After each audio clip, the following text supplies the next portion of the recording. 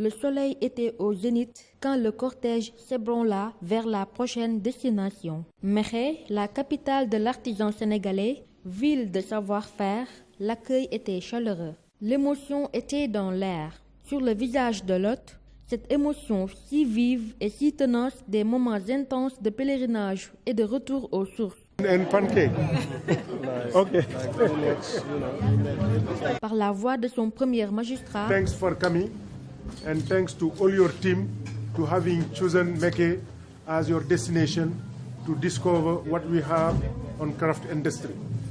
And as I told you in the car, Mékhé is a strategic point of our country.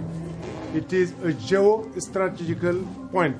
It's the reason why the former head of state selected our land to be the new capital of Senegal.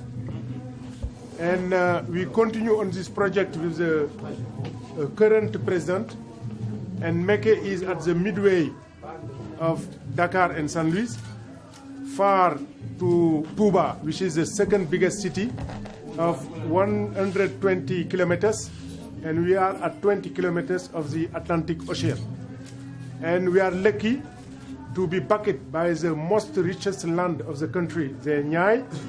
And we are on mineral resources, including zircon, phosphate, and maybe tomorrow oil.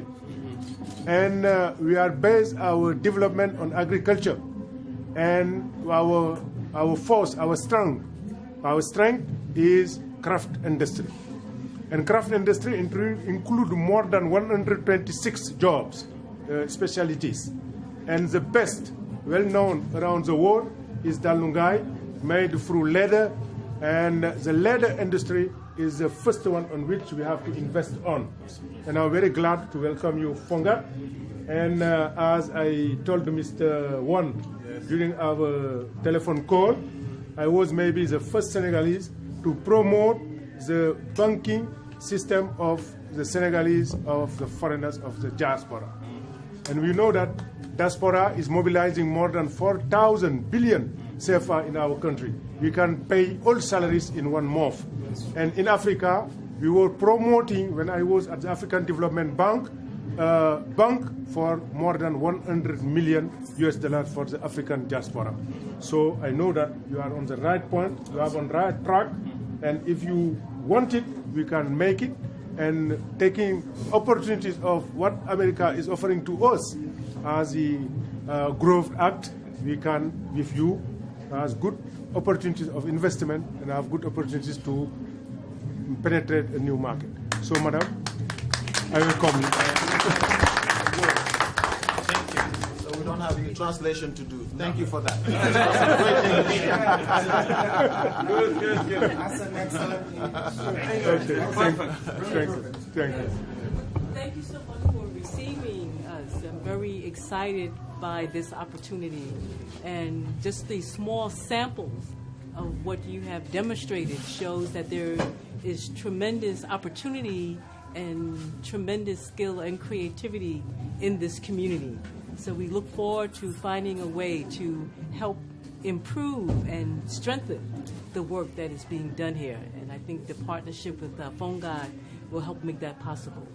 So thank you for receiving us. Thank you so much. Thank you.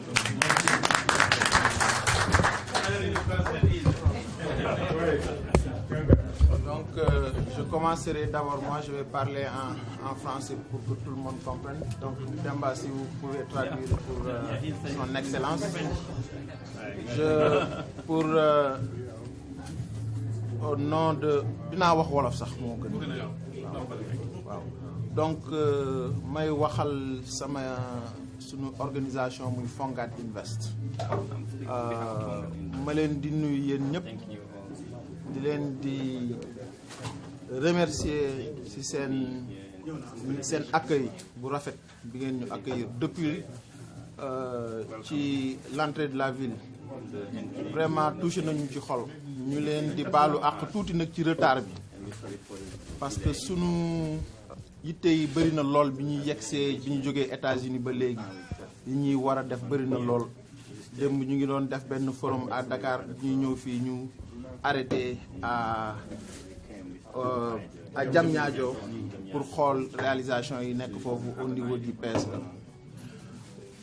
may wax ne que li ñuy def nii Fonguat li ko tax a jóg moom mooy ñu defar liggéey nit ñi liggéey ñu créer liggéey États-Unis ñun diaspora bi xool nañu que li ñuy envoyé ci xaalis xam ngeen ne bëri na lool wante lu ci bëri lan la mooy envoyé xaalis pour dimbali nit ñi parce que dañoo am ay problèmes sociaux dañoo am ay problèmes yoo xam ne dañ ko war a régler mais liñ naan balaa ngay envoyé nit pour mu jënd jën li gën mooy nga du sax li gën du sax nga jàngal ko mu napp mais nga jëndal ko gaal nga wutal ko gaal pour mu jàngal ko napp nga xam ne du la sonalati loolu moo tax Fonguat jóg mooy créer ay entreprise ci biir Sénégal pour nit ñi am lu ñu jëfandikoo loo xam ne mun nañ ci liggéey pour mun a defaral seen bopp loolu loo tax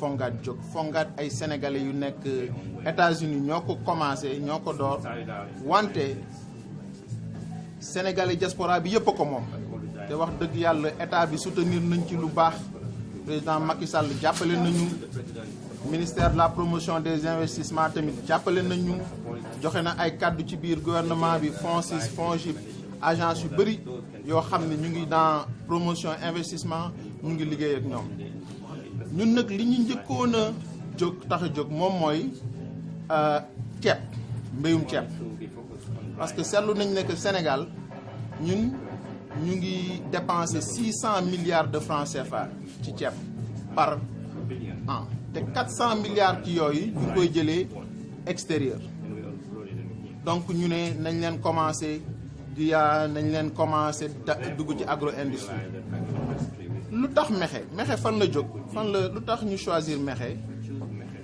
yàlla la rek parce que bi ñu ñëwee Atlanta bi ñu demee Atlanta di def foofu forum ci ñi président Macky Sall envoyé dafa am kuñ naan Juma Jeng Jaxate yaakaar naa ne jarul kenn présenté ko xam ñun ñëpp xam nañ kan mooy Juma Jeng Jaxate ci biir waxtaan bi ñu bëgg jumelage ñuy waxtaanu jumelage ñu xool ne que boo gisee ñuy jumelé yu bëri jumelage yi entre villes yi la mooy grande ville yi jumelage New York Dakar jumelage Dakar Paris jumelage yooyu ngay dégg mais doo dégg jumelage petite ville yi ak yeneen petite ville yi nekk ci yeneen dëkk yi te boo xoolee en termes d'opportunité économique foofu la ëppee parce que ñooñu dañoo am ay besoins comme tey jii nii Mékhé dañoo am ay besoins pour yokk seen ville pour andi ay industrie pour développer seen industrie moom maire la beneen ville bu toll nii Mékhé relativement parlé aux États-Unis mu ngi nekk au sud de Atlanta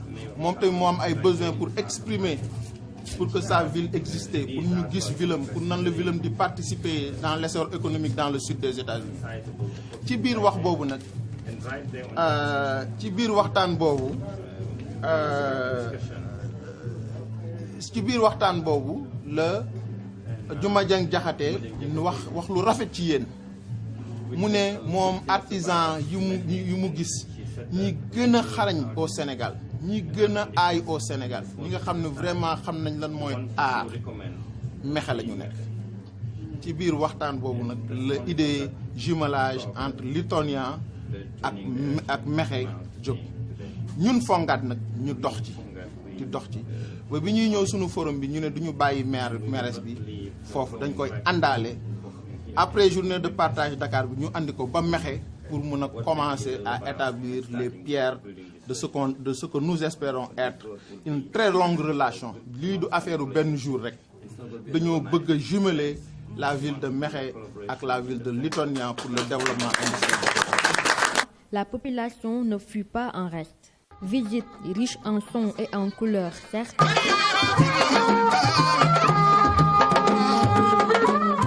mais surtout en enseignement. I just wanted to take this opportunity to express my profound appreciation for the very warm welcome that we have received here today. waaw dama leen bëggoon sant yéen ñëpp kenn ku nekk fi nga toog ci kaw accueil bi ngeen ñu réservé qui est un accueil très chaleureux dañ ci sant bu baax loolu laa bëggoon ngeen may ma def ko maa ngi leen sant bu baax ci loolu. Yes, I extend my appreciation to the mayor for his welcoming us. donc di gërëm maire bi ci welcome accueil bi ñu defal fii ñu témoigner ko ñun ñëpp. Yeah, and for the members of Fongad Invest who had the idea that we make this visit during my trip here. Et les membres de Fongad Invest ñi nga xam ne ñoom ñoo suggéré ne bu ñëwee ba fii ñu ñëw ba Mékhé fekk defee visite bi actuellement. Yeah, I look forward to establishing a very strong and firm relationship between our two cities. waaw maa ngi waaj nag liggéey ak yéen diggante sama cité ak seen cité fii ci Mékhé liggéey bu dëggu bu takku ci suñu communauté yi. Because the real role of a strong leader is having a strong community. waaw leader lu mu rëy ñu ngay nattee ci communauté am ni mu takkoo jàppoo am ànd ak moom. And that comes through providing economic opportunities and employment opportunities. te loolu mu ngi jëm ci fexe ni ngeen amee jumtuwaay yi war ci seen liggéey ak seen yaxanal seen nekkin ci communauté bi. The very small sample of the work I've seen here in Mékhé, it is fantastic and amazing. mu ne li ma gis ci liggéey bu yéeme bi ngeen def fi rek dafa ma wan ne yéen ay borom ay kàngam ngeen ci liggéey maanaam. So I have no doubt that we will be able to soar to higher heights together. Merci. waaw mu ne aw ma benn xel yaar ci ne incha allah danañ booloo liggéey pour am yeneen liggéey am yeneen maanaam achievement gën a kawe liggéey bu gën a kawe li ngeen def ni incha allah nañ ci liggéey together. Merci. donc merci. Merci. ok jërëjëf. La nuit était déjà tombée, mais la délégation du Fongad à pied d'œuvre depuis le petit matin a tenu à marquer l'événement. The first part and then this is the second. It's like you see, like girls, they can make it, for some, I don't know, even special days, you get it. Okay, she just said that this is not just a big for you. She just wanted you to... Ce jour du 29 novembre restera ainsi marqué dans les annales de la ville artisanale et porte ainsi la signature du Fongad Invest qui prône une nouvelle philosophie de partenariat à la base.